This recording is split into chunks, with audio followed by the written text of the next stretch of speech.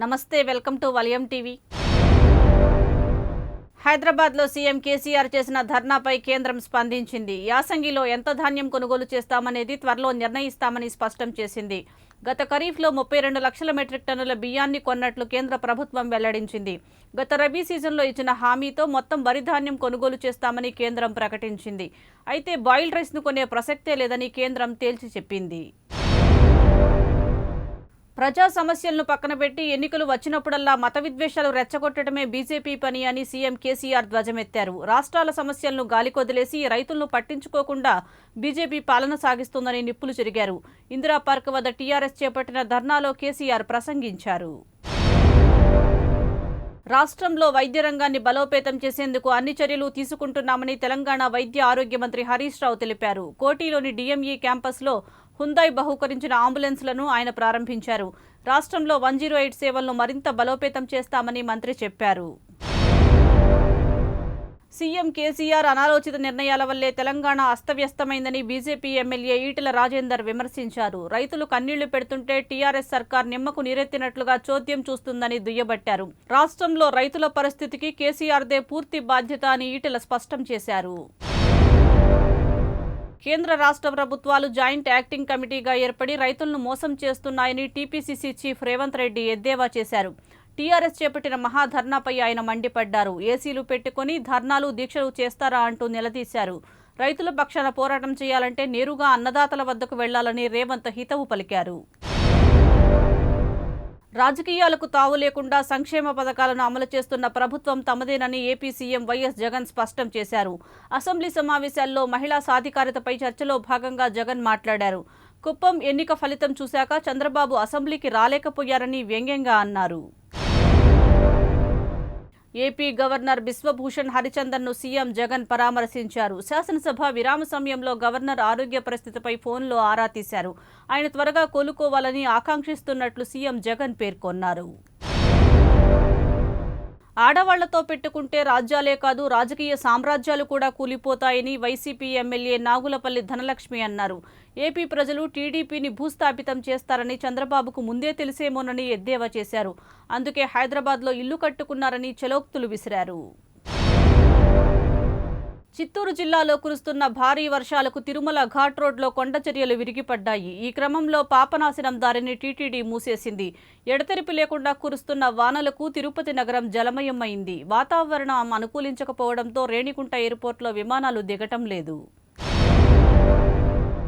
నైరుతి బంగాళాఖాతంలో ఏర్పడిన వాయుగుండం చెన్నైకు ఆగ్నేయంగా 310 కిలోమీటర్ల దూరంలో కేంద్రీకృతమైందని ఏపీ విపత్తుల నిర్వహణ శాఖ వెల్లడించింది.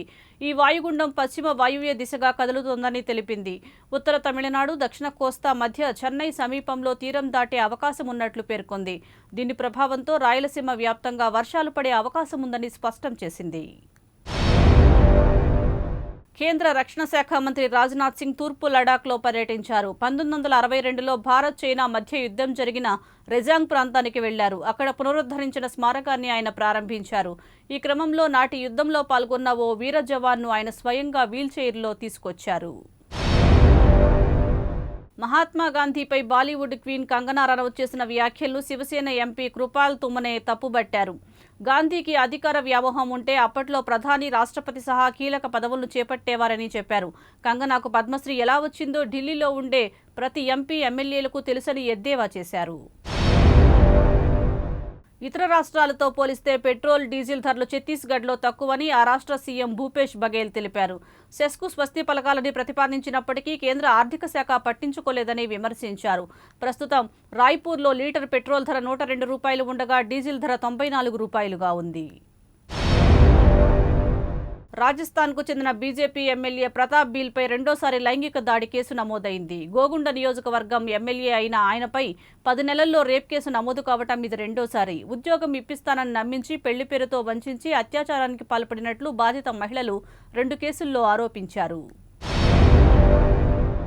ఏళ్ల తరబడి సాగుతున్న అంతరాలు, వివక్షకు తెరదించుతూ కేరళలోని స్వర్గ సమీపంలోని యన్మకెజలోని ఆలయంలోకి దళితులు అడుగుపెట్టారు. పట్టిక జాతి క్షేమ సమితి ఆధ్వర్యంలో దళితుల బృందం ఈ ఆలయంలోకి ప్రవేశించింది. అలాగే గ్రామంలోని అగ్రవర్ణాలు పవిత్రంగా భావించే 18 మెట్లపైకి కూడా ఎక్కారు. మహారాష్ట్ర మాజీ హోంమంత్రి ఎన్సీపీ నేత అనిల్ దేశ్ముఖ్ను జైలుకు పంపిన వారు తగిన మూల్యం చెల్లించుకుంటారని ఆ పార్టీ చీఫ్ శరద్ పవార్ హెచ్చరించారు. నాగ్పూర్లో జరిగిన పార్టీ ర్యాలీలో పాల్గొన్న ఆయన మోదీ సర్కార్పై మండిపడ్డారు. అనిల్ దేశ్ముఖ్ అమాయకుడని చెప్పారు. అరుణాచల్ ప్రదేశ్లో అక్రమంగా చైనా నిర్మించిన 2వ గ్రామానికి చెందిన తాజా శాటిలైట్ దృశ్యాలను ఓ జాతీయ మీడియా రిలీజ్ చేసింది. ఆ ప్రాంతంలో చైనా సుమారు 60 బిల్డింగ్లు నిర్మించినట్లు ఆ దృశ్యాల్లో స్పష్టమవుతుంది. 2019 శాటిలైట్ దృశ్యాల్లో లేని ఆ గ్రామం ఏడాది తర్వాత తీసిన చిత్రాల్లో ఉన్నట్లు గుర్తించారు.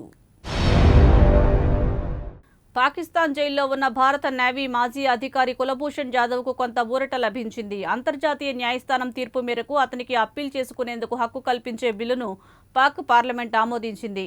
కులభూషణ్పై 2017లో ఉగ్రవాదం, గూఢచర్యం వంటి ఆరోపణలతో పాక్ ఆర్మీ కోర్టు జాదవ్కు మరణశిక్ష విధించింది. దీనిపై భారత ప్రభుత్వం అంతర్జాతీయ కోర్టులో సవాల్ చేయడంతో విచారణ జరిపింది. బ్యాంకింగ్ రంగంలో తీసుకువచ్చిన సంస్కరణల వల్ల ఆ రంగం మరింత బలోపేతమైందని ప్రధాని మోదీ అన్నారు. Build synergy for seamless credit flow and economic growth పై జరిగిన చర్చలో ఆయన పాల్గొన్నారు. ఎన్సీఏ సమస్యలను, బ్యాంకుల రీక్యాపిటలైజేషన్, ఐబీసీ సంస్కరణలు చేపట్టామన్నారు. ఇండియన్ స్టాక్ మార్కెట్లోకి ఎంట్రీ ఇచ్చిన పేటీఎంకు భారీ షాక్ తగిలింది. బాంబే స్టాక్ ఎక్స్చేంజీలోకి అరంగేట్రం చేసిన రోజే 26% షేర్లు పడిపోయాయి. ఇటీవల ఐపీఓ ద్వారా పేటీఎం సంస్థ సుమారు $2.5 బిలియన్ ఆర్జించింది. అయితే పేటీఎం వ్యాపార నమూనా లాభసాటిగా లేదని కొందరు ఇన్వెస్టర్లు ఆందోళన వ్యక్తం చేశారు. మలినేని గోపీచంద్ దర్శకత్వంలో నందమూరి నటసింహం బాలకృష్ణ ఓ సినిమా చేయబోతున్నాడు. ఈ చిత్రానికి సంబంధించి షూటింగ్లో అధిక భాగం అమెరికాలోనే చేయనున్నారట. మైత్రి మూవీ మేకర్స్ నిర్మిస్తున్న ఈ సినిమాలో బాలయ్య సరసన శృతి హాసన్ నటిస్తోంది. రుతురాజ్ గైక్వాడ్ భవిష్యత్తులో అత్యుత్తమ ఆటగాడిగా మారతాడని ఇంగ్లాండ్ మాజీ క్రికెటర్ గ్రేమ్ స్వాన్ జోస్యం చెప్పాడు. అతడు ఒక సంపూర్ణ ఆటగాడిగా మారబోతున్నాడని తెలిపాడు. ఈ ఏడాది ఐపీఎల్లో అతడు ఆడిన నాణ్యమైన ఇన్నింగ్సే అందుకు నిదర్శనమని చెప్పాడు. అలాగే శ్రేయస్ అయ్యర్ బ్యాటింగ్ అద్భుతంగా ఉంటుందని స్వాన్ ప్రశంసించాడు. పాకిస్తాన్ పేసర్ మహమ్మద్ అమీర్ కరోనా బారిన పడ్డారు. అమీర్ ప్రస్తుతం అబుదాబి T20 లీగ్లో బంగ్లా టైగర్స్కు ప్రాతినిధ్యం వహిస్తున్నాడు. నేటి నుంచి ఈ లీగ్ ప్రారంభం కానుంది. అయితే కరోనా బారిన పడటంతో ఈ టోర్నీలో తను పాల్గొనడం లేదని అమీర్ ట్విట్టర్ వేదికగా వెల్లడించారు. ఇవి బులెటిన్ విశేషాలు. చూస్తూనే ఉండండి వలయం టీవీ.